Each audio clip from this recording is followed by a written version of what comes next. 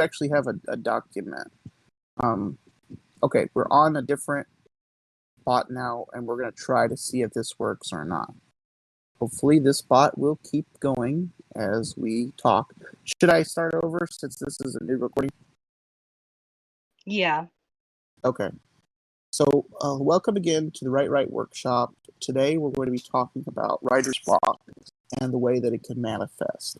I'm sure we can all say by a show of hands that we've dealt with writer's block as authors, but what exactly is it? The definition that's given is a condition that primarily associates with writing, in which an author is unable to produce new work or experiences a creative slowdown. This stall is not the result of commitment problems or the lack of skill. It can be a condition that is difficult to come up with ideas for days and sometimes even for years. It is not solely measured, however, by the time that is passing whenever you're not writing. It can be measured by time passing without being productive at the task at hand. So I'm sure we can all agree that we've all dealt with that from time to time. And today, myself, Kyle Harrison, and our moderator, Anu, will be discussing 5 different types of writer's block and how they can affect us and strategies that we can use to overcome them. So if you're taking notes, the 5 types are creative, psychological, distractive, motivational, and procedural. And what we're going to do is we're going to talk about each type separately, and then we're going to talk about a strategy. So I'll be the one talking about the type, the problem, and what it can stem from. And then Anu will be providing a strategy that discusses how we can overcome it. So we also have 2 documents that we'll be sharing at the end of the discussion, and I believe someone will be taking notes just in case our recording kicks out again. But to start off, let's start off with creative. Part 1, lack of ideas. This usually is from the fact that as a writer, we have a habit of seeing the same ideas in stories playing out over and over again. Some even say that as far as stories go, there are only 12 types of stories that can be told in the entire history of literature. It can be disheartening when you think that there's no new ideas, especially when you say ideas that are similar to yours, and you think, why couldn't I think of that? So lack of ideas is usually happening when we are not exposing ourselves also to a variety in our media. This can apply to what we read, what we watch, and listen to. When we are passionate about our work, it can also make us feel like we're not having fun if we have a lack of ideas and can keep us from moving forward. What strategies were you able to find on this one, Anu? I found 4 different resources that one could turn to if they were to have a creative block. I mean, first, the most commonly sought after is the internet. You can easily Google for writing prompts, inspirational quotes, character generations, and other stuff that helps get your creative juices flowing. It's so common. I'm going to move on to the observation, where many of us we go through our today lives only halfway present. Our minds always distracted by the next goal or the previous event. If you can slow down and take some time to notice the world and the people around you, you could use that to, create a character or a scene or a setting. What makes Susan in accounting so annoying? Is it just the pitch of her voice, the hundreds of pictures of Fido, or the way she says things? Does her genuine concerns make her more tolerable, or perhaps it's the bowl of chocolate she has for everyone? What about the secretary at work, on the way home, on the way to work, your favorite restaurant?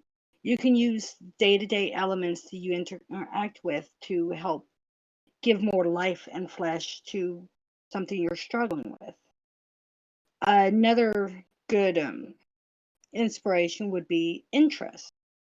When it comes down to actually writing a story, and you draw yourself a blank, you've got awesome characters. You've got a great setting, a good world, but nowhere to take any of that.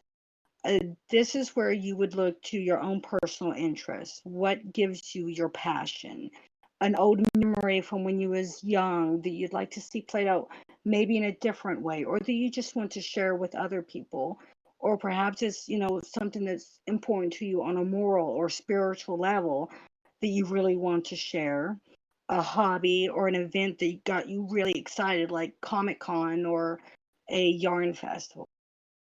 And the fourth one would be media, which you've already mentioned, which is, the books, a photograph. You can get inspiration, like, say you're a fan of Twilight. I don't know why that's the one that came to mind. But you like the idea of the vampires trying to blend in with people, but there's things you don't like. How would you change that idea to make it your own unique perspective of vampires? Those are all really good. I especially like the one about Twilight because I hate that story, and I'm sorry if anybody loves Twilight, but sparkly vampires are not for me. The second part of creative blocks can also be a lack of plot, which can be sometimes that we're struggling to figure out where the story needs to go. We have no idea, or we have an idea, but we just don't know what should happen.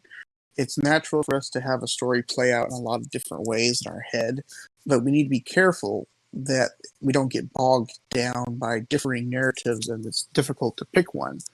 And it can be difficult to pick one, and that's when it would be important for us to recognize that we may need to get different opinions from people as to which idea sounds the best. And then once we get something, we need to stick to it. And it may be difficult for us to make our plots sound unique or exciting. So we want our audience to enjoy the story as much as we do. So avoid trying to stress or feel anxious over how the audience is going to react.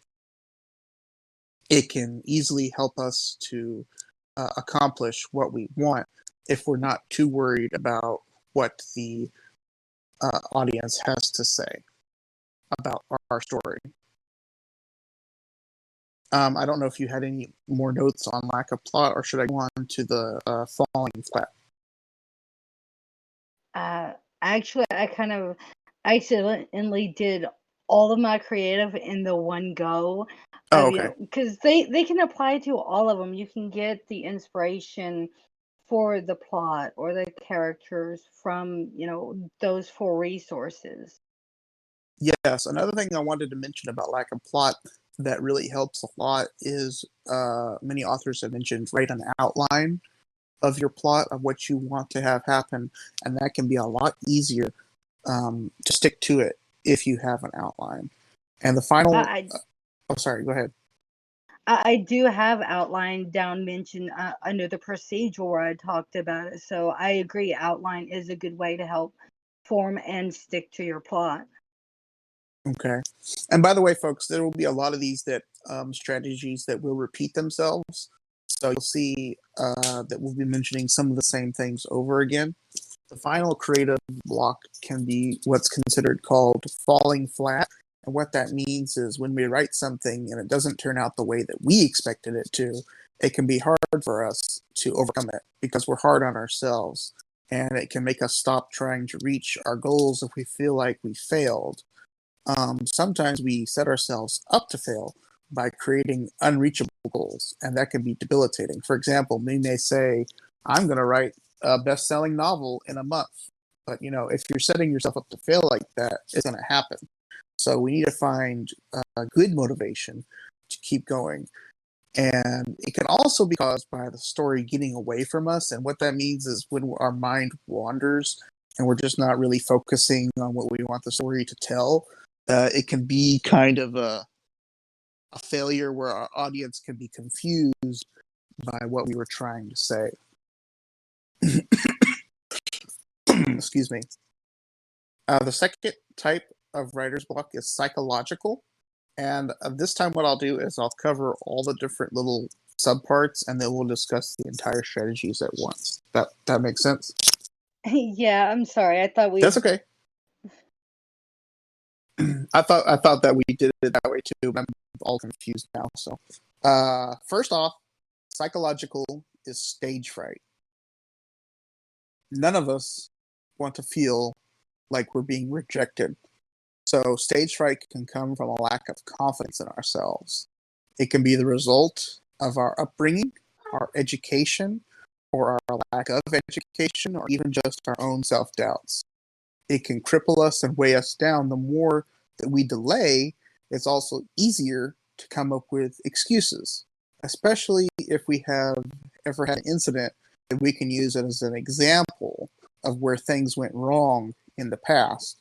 This can solidify in our brain an excuse, keep the stage fright at bay. So you may say, oh, I tried this once, didn't like it. So that's going to keep it, from you ever wanting to tackle that again. The second part of a psychological creative block can be perfectionism. Said it before and we'll say it again. There are many different types of perfectionism because we reach so hard on ourselves, and more so than anyone else will be. We want our drafts, our writing to be the best it can be. I'm sure we all agree on that. And part of us recognizes it, that there's no way we can ever have a perfect draft. We may write 10 different types of drafts, and it will never be a perfect draft. So we need to look for mistakes, but don't just go looking for mistakes, because if you go looking for something, it's usually going to be found, and then you're never going to be able to finish it. This isn't to say that we shouldn't improve on our work, but it's definitely a balance to avoid issues with that perfectionism. And then finally is self-criticism. Talked about it before. But it can happen for any number of reasons. Letting ourselves get stuck on the result can be that we're never going to move on from past mistakes. We have to be willing to make mistakes and grow from them. And as a writer, it takes tough skin. You have to have a strong mentality to be able to cultivate avoiding criticism and not, especially for like Reddit. We all have seen the really bad comments that say that you're a horrible writer, give up, go back to your day job. And so when we see stuff like that, it can be very easy for us to go into a psychological block to stop wanting to write. So what strategies are there for psychological freedom? Well, for the self-criticism, I would suggest having sticky notes to remind yourself that you can do this, that this story is not as bad as you think. Because, like we keep saying, you are your own worst critic. It doesn't matter what it is. If you are drawing a picture, writing a story, or doing your makeup or hair, you're going to think it looks way worse than what anyone else would. And just a little reminder that it's not as bad as you're thinking could help remind you to keep going. You're just being harder on yourself. When it comes to perfectionism, though, a lot of times I've seen it where people can't get past the first page because they want that first page to be perfect the first go. Allow yourself to make mistakes. Your first draft is only supposed to exist. So no matter how many typos, how much misspelling, how badly it's worded, it's perfect. All it has to do is exist and tell the story. You can edit that story 100 times as you want. And when it gets down to it, you can send it to an editor to get edited professionally. That's a tire gauge. Go. Yes, I And wanted to mention that about editing too. Don't be afraid. We mentioned it earlier, but don't be afraid to get other eyes on your work so that you can see where you've gone wrong, because sometimes we are perfectionists and we may think this is awful, and then we send it to somebody else and they say, oh my God, this is the best thing I've ever read. And you're like, really? What about all these mistakes? And then they're like, I didn't notice those. So, feel more confident in yourself. We're going to talk about it a little bit more later on when we talk about motivational, but definitely find ways to build yourself up, whatever that may be. Whether it's,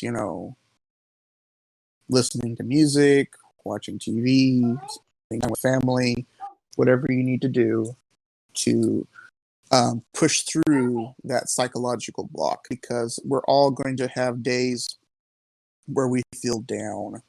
And so there has to be different ways to cope with it.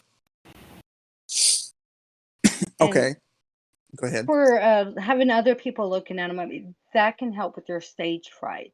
A lot of people get hung up on the thought of, if I publish this, I'm going to have the paparazzi, or I'm going to have a lot of downvotes or negative comments, or I'm going to have my inbox blow up on Reddit, or all kinds of panic. Don't write for the world. Pick one person, your kid, your mom, brother, best friend. Write for them. Have this story be written for them. You can publish it, in the end when you feel happy and proud of it. But as you're sitting there to write and you're stuck on that title page because you're so scared of doing too bad or scared of doing too good, think about that one person. You'll notice in a lot of books, this book is dedicated to Susan. May you enjoy this when you're older. And you could think about doing something like that. Just put a dedication there. That's the person you're writing the story for. And that can help you overcome the stage fright of writing a story for so many different people to read. And as we mentioned before, every draft we write serves a purpose. So don't be afraid of making that first draft be terrible. And it serves a purpose of getting the ideas out there on paper, and everything from that point can be built upon. So our third type of writing block is distractive. I think we all can agree that we have thousands of things to do every day. And the first type of distractive block can be procrastination. It can be easy for us to put things off until another time, especially if it's difficult for us, especially when it comes to our writing. Our brains can fool us into believing that by putting it off, we're going to decrease our stress and anxiety, and then put it off over and over and over again. Eventually, this type of block can transform into a different type of excuse where we're telling ourselves that it's been too long since we did something.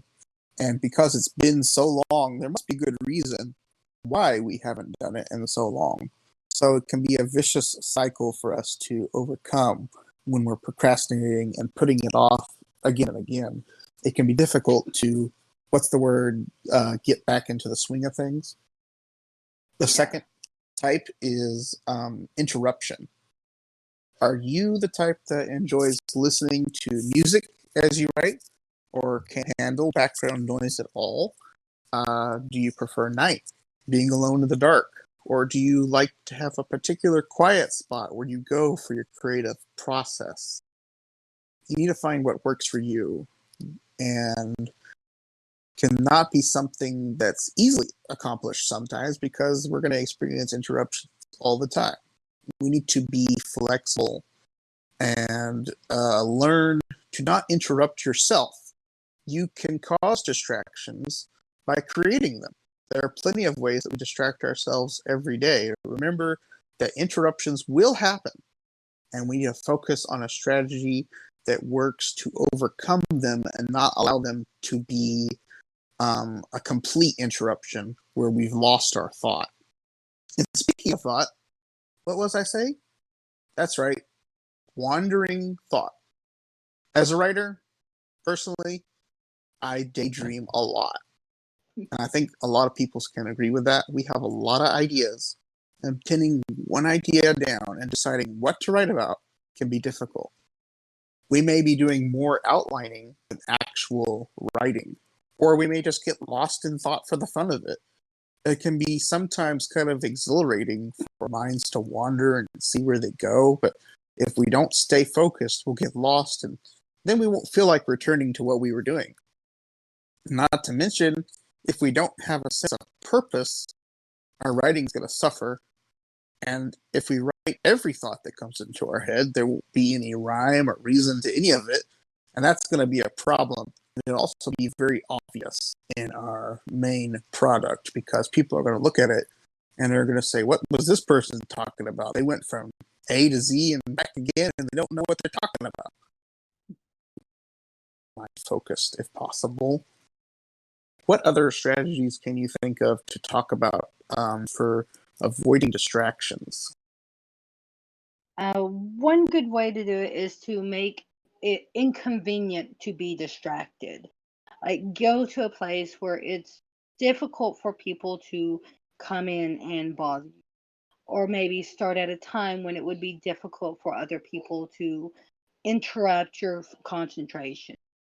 To turn the phone off so that they can't call and text you and you can't get on Facebook or Instagram or Reddit or whatever social media is your personal addiction. You could also schedule a time, like you could make it so, okay, from 2 to 4 o'clock, I'll scroll on Facebook or Reddit. Again, pick your poison. And then from like 3 to 5, there's nobody in the house, or maybe that's when you're the most creative. And that will be your writing time to sit down and just write every day. I believe we had a workshop not too long ago about scheduling your time too. Yes, I was going Uh, to mention that. There's a link somewhere, I think it's pinned on our channel in our Discord for the time management workshop. It provided many, many great points about how to schedule our time, how to use time management apps, and how to make the most of the time that we have because we are all very busy people and we all do get distracted very easily. It's going to happen, and we have to anticipate what those distractions are going to be. and the final strategy, I forgot the word for a minute. Final strategy would be to capture the moment when you can. Some people have such a hectic life, they can't set aside that time, or they can't, preempt when they can get alone time, or maybe they just have something important where they cannot turn their phone off. Maybe they work at in the emergency room at the hospital, or maybe they've got a kid at school and they need to be contacted in case of emergencies. In that case, sometimes you just got to grab it when you can. When that moment of creativity, that moment of peace comes by, as soon as you notice it, sit down and start writing. If you have to get on your phone and type it out on Google Docs or a pen and paper or record it on your phone with a voice recorder, just get it out there whenever you can find the time to get it down. You can always go back and edit the mindless scribbles when you're caught in the moment. I definitely agree with that because I do that a lot. I never really have a time to actually sit down at my laptop and actually write that way. So everything I do is usually on my phone because I'm usually always on the go, and that's how a lot of people are. So if you can, when you have that moment to capture it, the thought, it doesn't have to be, a big thought. Let's say you've got 2 minutes. Hey, you just typed 20 more words or something that you just knew was connected to what you wanted to say. By the time you're done and you do that, so many times a day, you might be able to finish what it is you wanted done in a single day if you can work it that way. So, you may have to retrain your brain a little bit to be able to do it that way, but it definitely works. Now we're going to talk about what we mentioned before about motivational writing blocks. And the first one is getting into the zone, which connects a lot to distractions and some of the other things we said, because oftentimes we work all day and we have to deal with real life, like bills, family, obligations that we all have. And it just doesn't feel like we can really get in the zone for our writing. So it's important that we cut out stress if we can. And also remember, don't push aside real life priorities. Obviously, if you're at work and you're not supposed to be on your phone, we're not telling you to whip your phone out and write a story and get fired from your job. We're not telling you to do that. Don't just pull your phone out or something as you're driving the car and crash and kill somebody. Make it work where that the real life obligations you've got are going to be taken care of. And this also connects a lot back to the time management we mentioned. We got to find a balance. And you also, our mind can easily get exhausted from all the things we got going on in our lives. And the second part of a motivational block can be where we have disinterest in something. This can happen a lot if we have stories that are not functioning the way that we thought, or they're not receiving the kind of feedback that we had hoped for. As a writer, I personally thrive off of when I hear people talk about my work, whether that's good or bad. I want to know what other people think. And if we don't find that people are interested in it, then it can be difficult for us to be interested in it ourselves. And it can also be just a result of, like we mentioned, all those real life problems rearing their ugly head. We may just say, I just don't have the time or the energy for my writing. And that can cause us to have a motivational slump. So what kind of strategies can we think of for motivational blocks? You can make a ritual out of it, kind of like your bedtime routine. We all have something that we do every night before we go to bed. Some of us, it's so much as brushing our teeth and reading a story with a glass of water. Some people, did I seriously just say reading a glass of tea? Drinking a glass of tea. Some people, it's just as much as laying down in bed with the light off and staring at a phone for a little bit. We all have specific things we do every night before bed that tells our brain to go to sleep. We can apply that same kind of training to getting into the zone of writing. Have something you do each time you go to write. Maybe it's to look over your notes of ideas for the story or read through your outline before you sit down to write. Look at pictures that inspire scenes or quotes that you came up with that you really want to implement in the story. Uh, Getting a drink to bring to it, just little routines that you will do each time before you sit down to write can help your mind learn, okay, it's time to get into the writing. I And like that a lot. when you first start this, it's going to be difficult, and that's when you're going to need to use the second strategy of trudging through. It's hard to get going, and sometimes that first few sentences, that first paragraph, it's going to be choppy and blocky as you're trying to get into the zone, or it's going to be hard to write, and you're going to have to push through that until you can get back into it.